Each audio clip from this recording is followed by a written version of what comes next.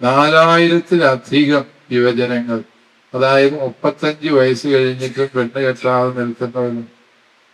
വികാരിച്ചന്മാരെയല്ല ഞങ്ങൾ ഉദ്ദേശിച്ചത്.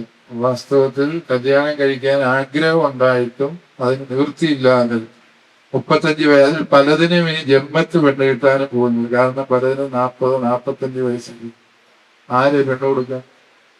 ഇതെങ്ങനെ സംഭവിക്കുന്നു എന്ന് ചോദിച്ചാൽ, ഈ ജീവന്റെ സംസ്കാരത്തിന് വിരുദ്ധമായ ഒരു കാഴ്ചപ്പാട് നമ്മുടെ ഇടയിൽ ശക്തിപ്പെടും.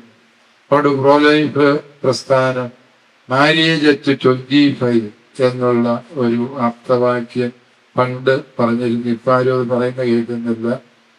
അപ്രകാരം നമ്മൾ ജീവനോട് തുറവിയുള്ള സംസ്കാരത്തിന്റെ വക്താക്കളായി നമ്മുടെ യുവജനങ്ങളെ മാറ്റിയെടുക്കേണ്ടതുണ്ട് എന്നുള്ള സത്യം നമ്മൾ തിരിച്ചറിയും.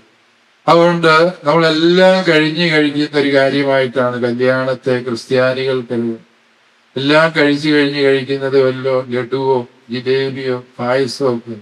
കല്യാണം കഴിക്കുന്നെങ്കിൽ അതതിന്റെ സമയത്ത് കഴിയും.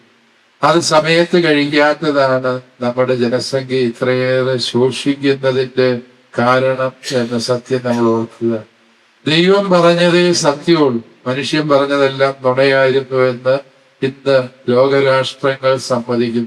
ജപ്പാൻ കുഞ്ഞുങ്ങളുടെ എണ്ണം നിയന്ത്രിക്കാൻ ഏറ്റവും ആവേശം കാണിച്ചത്.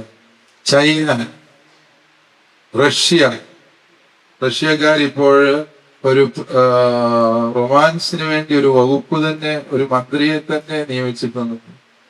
കേരളത്തിൽ നിന്ന് ചില മന്ത്രിമാരെ അങ്ങോട്ടേക്ക് വിടാൻ പറ്റുന്ന ഞാൻ പറഞ്ഞത്.